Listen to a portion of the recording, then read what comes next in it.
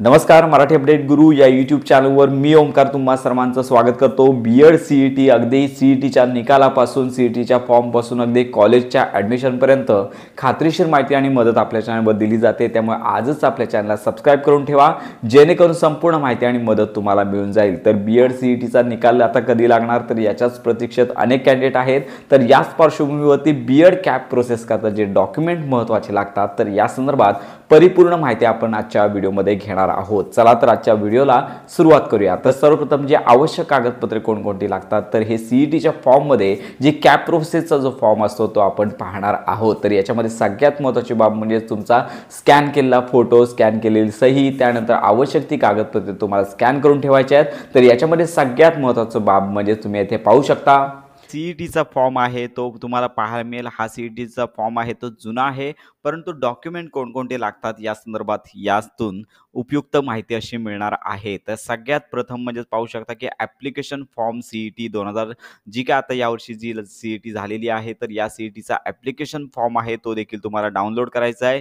सध्या वेबसाईट सुरळीत चालू आहे, त्यामुळे तुमचा जो ॲप्लिकेशन फॉर्म आहे तो तुम्हाला डाउनलोड करून ठेवायचा आहे। तर याजवळ दुसरे महत्त्वाचे डॉक्युमेंट पाहू शकता की स्कोर कार्ड, सीईटीचं स्कोर कार्ड जे आहे तर येत्या काही दिवसांमध्ये रिलीज होईल, तर ते स्कोर कार्ड देखील तुम्हाला लागणार आहे। त्यानंतर तिसरा म्हणजे महाराष्ट्राचे रहिवासी असण्याचा पुरावा, याच्यामध्ये डोमासाईल सर्टिफिकेट असेल, जन्म दाखला असेल किंवा शाळेत सोडल्याचा दाखला असेल, कम्युनिटी किंवा नॅशनॅलिटी किंवा डेट ऑफ बर्थ सर्टिफिकेट म्हणजे महाराष्ट्रामध्ये तुमचं रहिवासी असल्याबाबतचं पुरावा असल्याबाबतचं प्रमाणपत्र तुम्हाला येथे अपलोड करावे लागणार आहे। तर डॉक्युमेंट जे आहेत ते ऑनलाईन फॉर्ममध्ये अपलोड करावी लागतात, ओरिजिनल डॉक्युमेंट अपलोड करावे लागतात, कारण का स्क्रुटिनी होते। स्क्रुटिनी म्हणजेच कागदपत्रे पडताळणी होते आणि ऑनलाईनच कागदपत्रे पडताळणी केली जाते, तुम्हाला कुठेही जायची गरज नाही। त्यानंतर पुढचं महत्त्वाचं कागदपत्र 10वीचं मार्कशीट। तर याच्यामध्ये जर तुम्ही महाराष्ट्रातून स्टेट बोर्डमधून जर उत्तीर्ण झाला असाल तर सलग तुम्ही ते सर्टिफिकेट अपलोड करू शकता, परंतु जर सीबीएसई बोर्ड असेल किंवा इतर बोर्डाचे जर तुम्ही विद्यार्थी असाल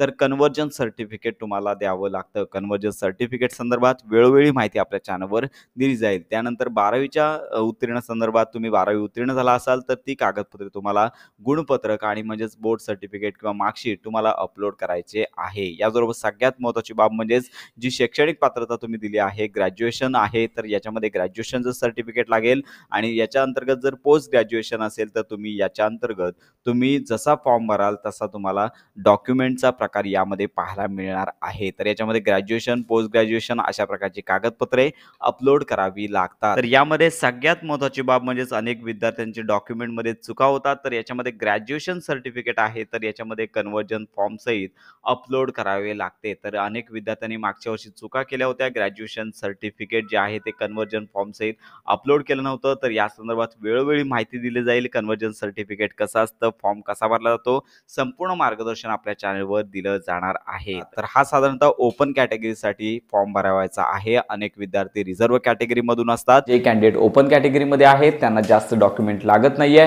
परंतु जे कॅन्डिडेट रिझर्व्ह कॅटेगरी अंतर्गत येतात, आरक्षण अंतर्गत येतात तर त्यांना सगळ्यात महत्त्वाचं म्हणजे जातीचा दाखला लागतो आणि कास्ट व्हॅलिडिटी सर्टिफिकेट देखील लागणार आहे। याच्यामध्ये सगळ्यात महत्त्वाची बाब म्हणजे तुम्ही बीएड सीईटीचा जो कॅप प्रोसेस आहे तर कास्ट व्हॅलिडिटी सर्टिफिकेट नसेल तर तुम्ही सहभागी होऊ शकता। तुम्हाला या ठिकाणी रिसिप्ट अपलोड करण्याची संधी दिली जाते, परंतु कॉलेजमध्ये तुम्हाला ज्यावेळी प्रवेश घ्यायचा असेल त्यावेळी मात्र हा दाखला लागतो आणि जर तुम्ही दाखला सादर केला नाही तर मात्र तुमचा प्रवेश आहे तो ओपन कॅटेगरी अंतर्गत ग्राह्य धरला जातो। याच्यामध्ये दुसरी महत्त्वाची बाब म्हणजे कॅटेगरी अंतर्गत जे विद्यार्थी येतात त्यांना नॉन क्रिमिनल सर्टिफिकेट देखील सादर करावं लागतं। तर शैक्षणिक वर्ष पाहू शकता की आता मार्च महिना संपलेला आहे, एप्रिल महिना सुरू झालेला आहे, तर सन 2026 मध्ये मार्च 2026 मध्ये व्हॅलिड असणारं तर मार्च 2026 पर्यंत व्हॅलिड असणारं नवीन जे नॉन क्रिमिनल सर्टिफिकेट आहे ते तुम्हाला लागणार आहे, मागच्या वर्षीचं चालणार नाही। तर ही सगळी कागदपत्र आहेत जी ओरिजिनल अपलोड करावी लागतात, ऑनलाईन स्क्रुटिनी होते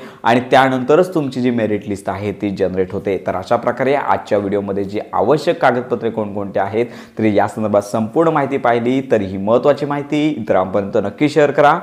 बीएड सीईटी संदर्भात खात्रीशीर अपडेट करता आपल्या मराठी अपडेट गुरु या यूट्यूब चॅनलच्या कनेक्टमध्ये राहा।